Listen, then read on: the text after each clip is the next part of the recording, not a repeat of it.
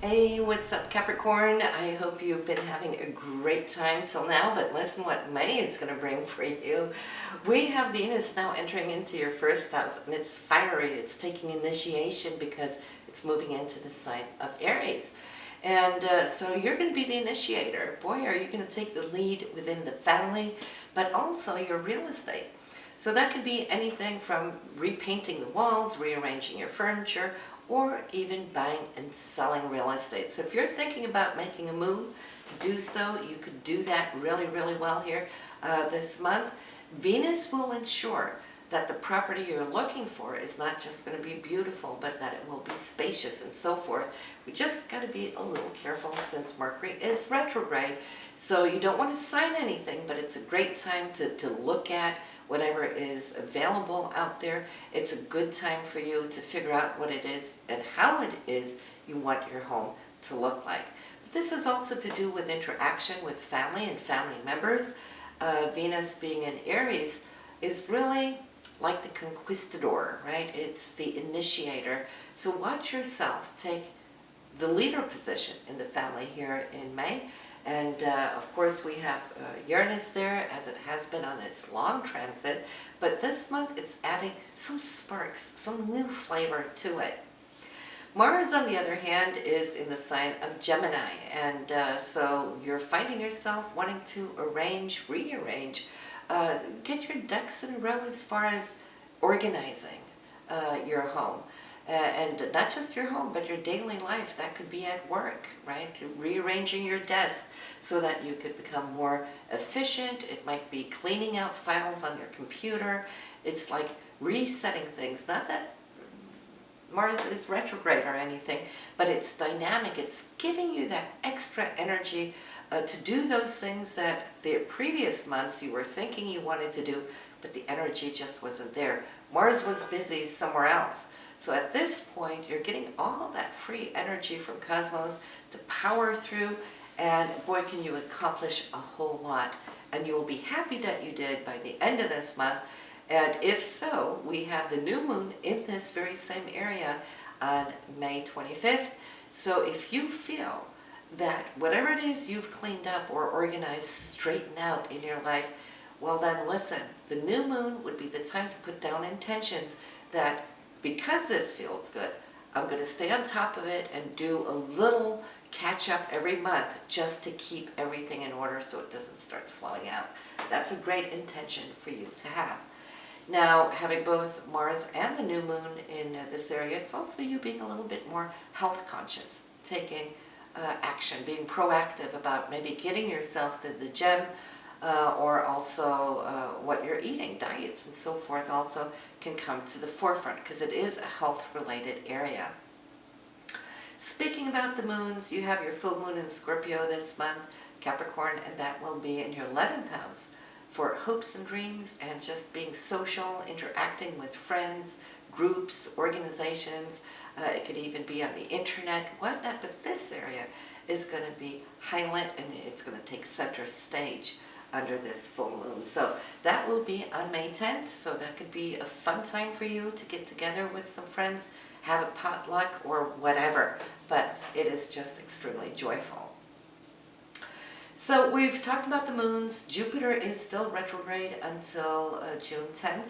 Then Jupiter for you has been retrograding in the area of your career, so you might have felt that all of that has slowed down under this journey, but it's okay. Jupiter's still looking out for you. I mean, he's still there, being your guardian angel in the area of career, so you just want to trust. Sometimes when it's easy to trust when we can see things, because then we have it right there. It's harder to trust when we can't see it. Then we just have to believe and trust. So for that reason, it's really building up this energy of staying connected to Source, knowing that Source is looking out for your higher good. Once Jupiter wakes up next month, you will see what he's been working at behind the scenes for you, and then things can start powering up and moving forward throughout summer. So Saturn, well, we're talking about the retrogrades, still a retrograde until August 6th, and for you that is in your 12th house. Don't know how much you're actually feeling it because it's working behind the scenes. it's your subconsciousness. It's also the house of karma, so things could come up in this area where you can conclude and maybe bring closure to certain unfulfilled or situations where you haven't had closure. That's what Saturn's trying to wrap up all the loose ends. But we're starting off the month beautifully, Capricorn, and that is with you, the Sun, and Neptune in a beautiful sextile. That means that the essence of you, your consciousness, is incorporating this vision that Neptune has. And we can have a creative idea, and that's just a thought, right? But when we're just thinking, we don't necessarily always see the end result. We see the beginning of a thought, a creative process. But when Neptune is there, you could see A to Z. So you could see the beginning, you could see the end, you could see the pathway, how to get to where you want to go. That's the beauty of it. So this vision or dream that you may have, whether it's nocturnal or daydream, but when you have it, I would say write it down on a notepad. Don't let go of it, because later in the month you're going to be able to act upon it. So even though you can't act immediately on this vision, it's something that can be very empowering, very creative, very spiritual for you too. Now on the 9th, I can see the Sun and Pluto. Pluto being the pivotal point of transformation. Pluto's in your first house, so you're undergoing these personal changes, right? The Sun is lining up. So on this day, I feel that it could be a very intimate, it could be a very intense day, but in a good way, because the Sun is in your 5th house for joy and creativity and romance and children, all of those fun things, right? So this could be a very good and fun day for you. On the 10th, Mercury and Uranus, they're together here in the sky, sharing the same degree. Uranus bringing some unexpected news to you, and I feel that that could be quite exciting, actually. It's coming from a family member, in your case, in the 4th house. So it could be an opportunity, it could be a gift, it could just be some news that you hadn't expected coming from a family member. On the 11th, I see though that there might be something that might slip that you've been hoping or waiting for, maybe feeling a little disappointed or let down. However though, don't let it get your goat, because before the day is over, I'm seeing how Mercury and Saturn will bring it together and ensure that it's back on track, even if you're needing to say, perhaps to take a rain check on a date or something. But yeah, it's like you woke up that morning with today is the day, and it's like, nope, not happening, right? No fun. But it will assure itself here throughout the 11th. Before the 11th is over, bringing you into the 12th, where Mars, which is direct, so your energy is really strong and it's moving forward and coming into a beautiful golden triangle of Jupiter. Now bring those two together and we can move mountains of joy and enthusiasm and optimism, and this is coming on a day just after you have that little letdown. That's why I'm saying you're not going to be disappointed for too long, because joy is coming in. That Jupiter for you is in your 10th house. This could be work related, perhaps, even though I feel now Jupiter is still a little slow. It did go direct on the 10th. So, but here we are 2 days into the direct motion of Jupiter, and already Mars is delivering some good news opportunity for you. So great day on the 12th. On the 16th, however, Capricorn, Mercury is moving into your sister sign of Taurus. So you're going to like that, because that harmonizes with the way that you already think. Meaning that you're quite practical, you're grounded, you're down to earth. So is Taurus. Taurus, though, is very bullheaded, really wants what it wants, and it's needy in the sense of needing to fulfill the things that they want. Now, yes, you might say you're Capricorn, what does that have to do with you being Taurus, right? It is because Mercury moves through the whole chart, a month at a time. So every month, we change the flavor or the filter of Mercury, all of us, regardless of what sign we are. So we get to meet ourselves through these 12 different filters throughout the year.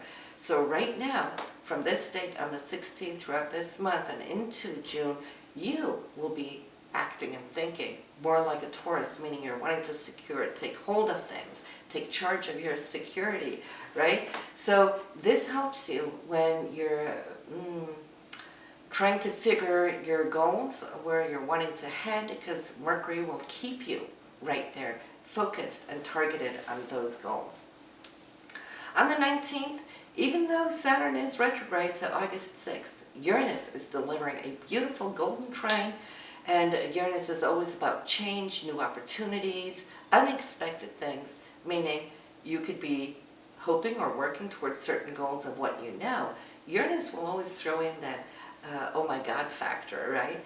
Maybe making it better than what you had thought. It could be a new thought process, it could be a new opportunity. But on the 19th, I feel this door is going to fling open for you, and you're going to have to make some choices. And those choices will be between Venus and Jupiter, because they are opposing each other. So it's more like, do I go in this direction or that? Do I want to invest here or there? Whatever it is for you, it's between the 4th and the 10th house. So that's where your choices are going to be. Do I place more time at work, or do I place more time at home due to these changes now that are opening up? But it's not difficult. It's just figuring it out, you know, what resonates with you personally. So depending on what's in your birth chart, I can't see that from here, but you'll know where to navigate.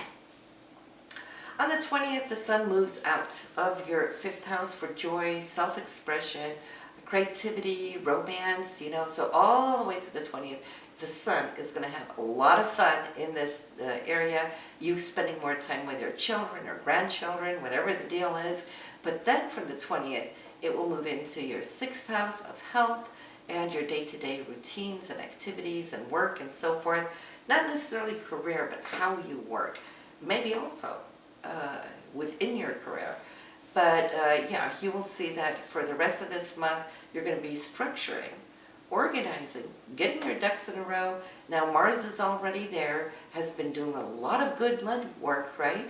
And we know that that new moon is coming in on the 25th, so you will have all those 3 planets working for you and getting this new routine for your day-to-day activities set up beautifully. On the 25th, there might be a little bit of a money problem, perhaps. It could be maybe some disappointments in lover's lane. There could be some arguments, disputes, disagreements, and so forth. That is because Venus and Pluto, they're square, so we're not really seeing eye to eye with those around us. Now, that doesn't have to be with your significant other. It could be. But it could be anybody else where you're having a fallout of values, because Venus rules values, and Pluto is somehow hitting your trigger buttons. You might be very reactive on this day, or maybe somebody you're talking to, you might be hitting their trigger buttons. So it's a day we want to lay low. It will pass, you know, but you might have 2 or 3 days where this is taking place from the 24th to the 27th, but then it will give. On the 28th, though, Mercury and Neptune. Now, initially when I was talking about that vision on the 4th, here we go. Mercury has now moved into that very same degree the sun was at. So Mercury now is allowing you to speak of this hope, this vision, this dream that you had. You're not just sharing it, but you're also getting feedback, right, for how viable this vision could be. And I'm feeling it's good. It's all good. The feedback you're getting back is great.